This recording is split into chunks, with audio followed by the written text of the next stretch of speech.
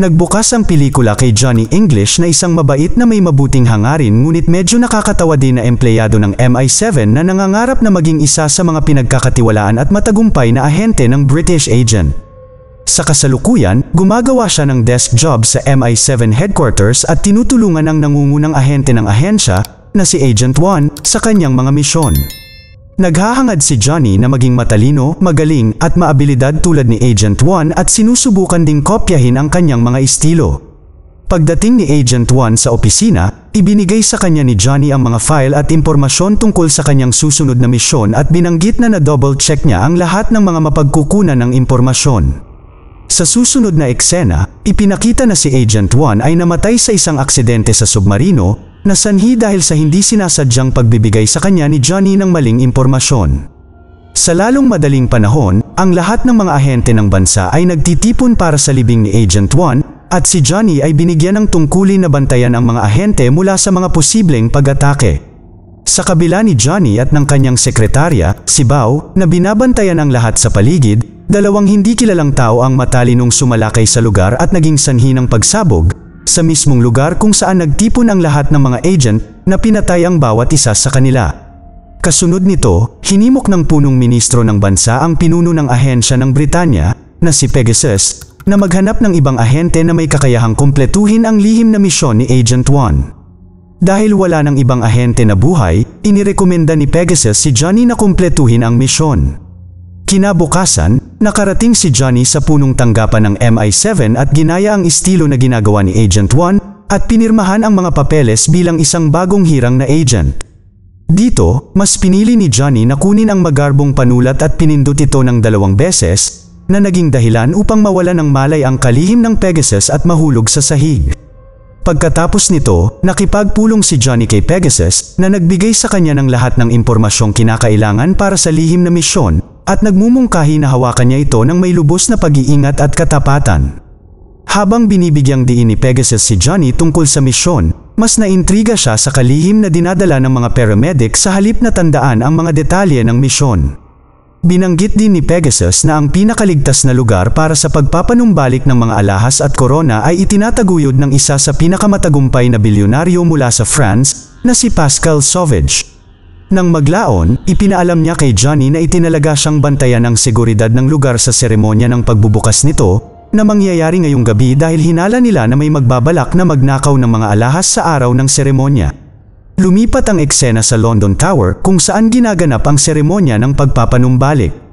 Dumating doon si Johnny kasama si Bao at nagtanong tungkol sa sitwasyon ng seguridad sa paligid ng tore.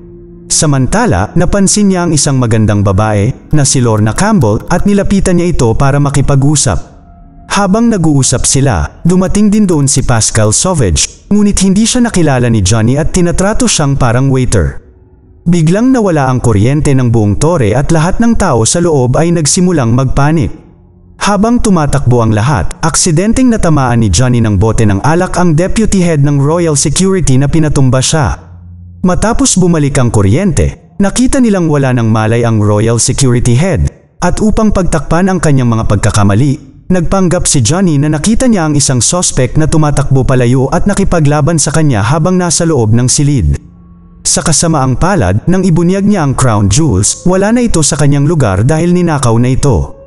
Kinabukasan, si Johnny ay minaliit ni Pegasus dahil sa hindi niya kayang pangalagaan ang seguridad ng lugar at iminumungkahi niyang hanapin niya ang magnanakaw sa lalong madaling panahon. Kasabay nito, isang sketch artist ang dumating doon at hiniling kay Johnny na ibigay sa kanya ang facial information ng suspect na nakita ni Johnny na tumatakbo palayo sa seremonya. Kailangang pagtakpan niya ang kanyang sarili, kaya nagbigay si Johnny ng maling impormasyon tungkol sa suspect na ginagawa ang sketch artist na gumuhit ng isang napakakakaibang mukha. Sa susunod na eksena, bumalik si Johnny sa tore ng London kasama si Bao upang imbestigahan kung paano nakapasok ang mga magnanakaw sa lugar at paano nila ninakaw ang mga alahas. Sa kabila ng malaking butas sa sahig sa likuran niya, hindi ito napansin ni Johnny at sinimulan niyang pag-isipan ang mga posibleng paraan na maaaring ginamit ng magnanakaw upang nakawin ang mga alahas.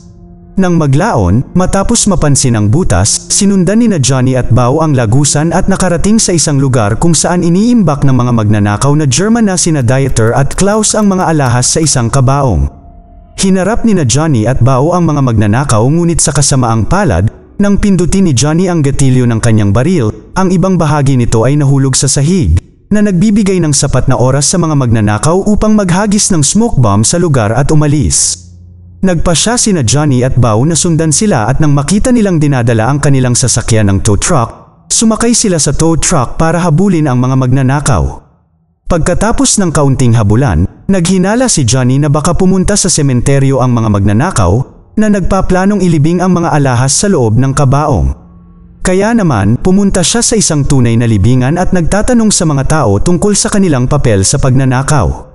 Sa kabutihang palad, tinulungan siya ni Bao na nagkukunwari bilang isang doktor mula sa Lunatic Response Unit at sinabing si Johnny ay isang tumakas na pasyente mula sa mental. Sa sumunod na eksena, dumating sina Dieter at Klaus sa punong tanggapan ni Sauvage at ibinigay sa kanya ang crown jewels. Dito, ipinahayag na si Sauvage ang nagplano ng pagnanakaw ng mga alahas at ngayon ay nagbabalak na sakupin ang trono ng England. Inutusan din niya ang kanyang mga tauhan na alisin si Johnny sa lalong madaling panahon. Samantala, dumating sina Johnny at Bao sa punong tanggapan ng MI7 at sinabi kay Pegasus na pinaghihinalaan nila si Sauvage na nagnakaw ng mga alahas. Hindi makapaniwala si Pegasus na pinaghihinalaan ni Johnny ang nagtayo ng secure restoration place para sa mga alahas, kaya hiniling niya kay Johnny na ilayo si Sauvage sa kanyang investigasyon. Sa kabila ng mga utos ni Pegasus, tinalakay ni Johnny ang isang planong salakayin ang punong tanggapan ni Sauvage kasama si Bao. Bigla silang inatake ni Klaus na pinaputukan sila ng baril, ngunit ang dalawa ay nakatakas mula roon nang hindi nasasaktan. Sa kanilang paglalakbay, napansin ni Johnny ang isang motorsiklo na sumusunod sa mga magnanakaw kanina at nakaparada ngayon sa harap ng isang restaurant. Dahil dito, nagpasya siyang huminto doon at pumasok sa restaurant para hanapin ang may-ari ng motorsiklo. Sa loob ay nakita niya si Lorna na pinakain siya ng sushi para maabala siya, na nagbibigay sa kanya ng sapat na oras upang magmaneho palayo doon sakay ng kanyang motorsiklo. Sa gabi, makikita sina Johnny at Bao sa loob ng isang eroplano, kasunod ng kanilang plano na salakayin ang punong tanggapan ni Sauvage at makahanap ng ilang ebidensya laban sa kanya. Sinabi ni Bao kay Johnny ang tungkol sa magkatulad na mga gusali sa lugar at ang mga diskarte sa pagpasok dito, ngunit pinaalis siya ni Johnny at sinabing hindi niya kailangan ng anumang mga paliwanag. Hindi nagtagal, napunta si Bao sa bubong ng gusali ni Sauvage, habang si Johnny ay napunta sa isang gusali ng ospital na kapareho ng gusali ni Sauvage. Matapos matuklasan ang kanyang pagkakamali, umalis si Johnny sa ospital at sumama kay Bao upang pumasok sa gusali ni Sauvage. Pagkaraan ng ilang sandali, nahanap nila si Sauvage na nagsusuot ng mask na naglalayong agawin ang trono sa pamamagitan ng pagpapanggap bilang arsobispo ng Canterbury. Hindi nagtagal ay pumasok sila sa opisina ni Sauvage at sa pamamagitan ng isang video na nagpe-play doon, nalaman nila ang tungkol sa kanyang masasamang plano na maging hari at sirain ang bansang England. Biglang dumating doon si Dieter, ngunit nakontrol siya ni Johnny, nagturok siya ng muscle relaxant serum. Ngunit nakalulungkot, si Johnny ay nag-inject din sa kanyang sarili sa proseso na ginagawang hindi siya makapagsalita o makontrol ang kanyang katawan. Habang si Johnny ay nagpupumiglas sa sahig, dalawa pang lalaki ang pumasok sa silid at tinutukan ng baril sina Johnny at Bao. Sa kabutihang palad, dumating si Lorna upang iligtas sila at pinabagsak ang mga lalaki, na inihayag ang kanyang sarili bilang isang opisyal ng Interpol mula sa Paris na ilang buwan nang sumusubaybay sa mga aksyon ni Sauvage. Sa susunod na eksena, iminungkahi ni Johnny na sabihin nila ang lahat kay Pegasus na kasalukuyang dumedalo sa party ni Sauvage sa parehong gusali. Sa party, kakaiba ang ugali ni Johnny dahil sa muscle relaxant. Ngunit bago malapitan ni Bao si Pegasus at sabihin sa kanya ang lahat, nilapitan muna siya ni Sauvage at ipinaalam sa kanya ang tungkol sa pagsalakay ni Johnny at Bao sa kanyang gusali nang walang pahintulot at pag-atake sa ilan sa kanyang mga tauhan. Nang marinig ito, nagalit si Pegasus kay Johnny at tinanggal siya sa kaso at sinuspinde rin siya ng 3 buwan. Walang magawa si Johnny tungkol dito at malungkot na umuwi siya. Nang makitang sinuspinde si Johnny nang walang kasalanan, nalungkot din si Lorna para sa kanya.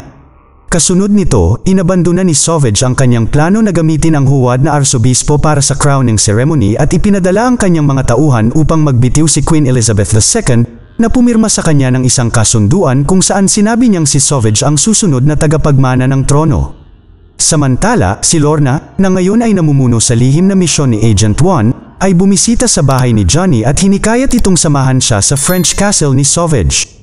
Binanggit din niya na si Sauvage ay nagpaplano ng isang malaking bagay, nakikipagpulong sa 13 sa mga pinakapinaghahanap na mga kriminal mula sa buong mundo. Sa gabi, sinubukan ni Johnny at Lorna na pumasok sa kastilyo ni Sauvage nang hindi nakikita ng mga security guard. Nagpasya si Johnny na pumasok sa butas ng dumi sa kanal habang si Lorna ay umaakyat ng hagdan upang makapasok sa gusali. Dumating si Johnny sa washroom area na napapalibutan ng dumi at mabahong amoy. Hindi nagtagal, nagkita si Lorna at Johnny at narinig nila ang pakikipagpulong ni Sauvage sa mga kinikilalang kriminal sa buong mundo. Dito nila nalaman na balak ni Sauvage na gawing pinakamalaking bilangguan sa mundo ang England. Nang marinig ito, nagalit si Johnny at tinalakay ang kanyang plano kay Lorna na arestuhin si Sauvage. Gayunpaman, hindi sinasadya ni Johnny na nag-trigger ang mikropono habang tinatalakay ito, na humantong kay Sauvage na marinig ang tungkol sa kanilang mga plano. Sa susunod na eksena, tumalon si Johnny sa harap ni Sauvage at pinagbantaan siyang sumuko. Sinubukan din niyang kunin ang DVD na naglalaman ng masasamang plano ni Sauvage, ngunit nalaglag niya ito at nakuha ang maling DVD. Sa sandaling iyon, nang maglakad si Johnny patungo kay Sauvage, napalibutan siya ng mga tauhan ni Sauvage at nahuli din si Lorna. Pareho silang nakatali at nakakulong sa loob ng isa sa mga silid ng kastilyo. Kinabukasan, habang naghahanda si Sauvage para sa kanyang koronasyon, kahit papaano ay nakapasok si Bao sa kastilyo at nailigtas sina Lorna at Johnny. Pagkatapos nito, sumugod sila patungo sa lugar kung saan ginaganap ang koronasyon ni Sauvage. Sa kabutihang palad, si Johnny ay nakarating doon sa tamang oras at lumapit kay Sauvage na nagkukunwari bilang isang obispo ng England. Sinusubukan niyang sabihin sa lahat ang tungkol sa tunay na intensyon ni Sauvage. Ngunit, nabigo siyang patunayan ang mga ito. Sinubukan din niyang ipakita na peke ang arsobispo na naroroon doon, ngunit napahiya siya matapos mapagtanto na siya ay tunay. Samantala, sinubukan ni Klaus na palihim na barilin si Johnny ngunit pinigilan nito ni Lorna. Kasunod nito, hiniling ni Johnny kay Bao na i-play ang DVD bilang kanyang huling ebidensya. Nakapagtataka, nang i-play ni Bao ang DVD, ito pala ay tungkol kay Johnny na sumasayaw at kumakanta sa kanyang banyo.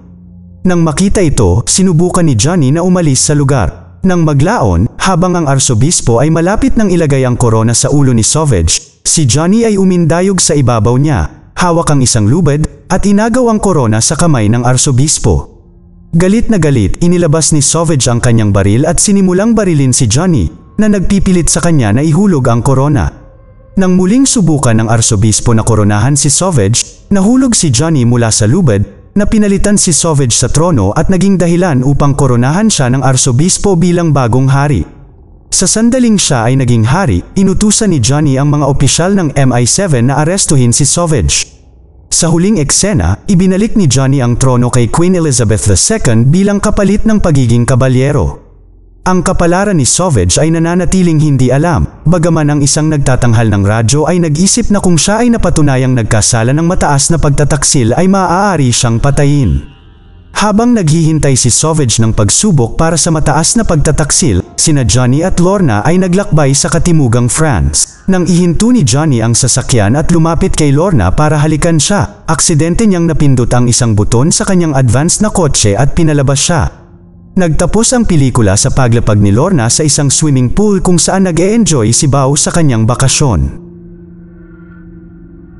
Mag-subscribe para sa higit pang mga video na tulad nito, i-on ang notification, at mag-iwan ng like para matulungan ang aming channel. Salamat sa panunood.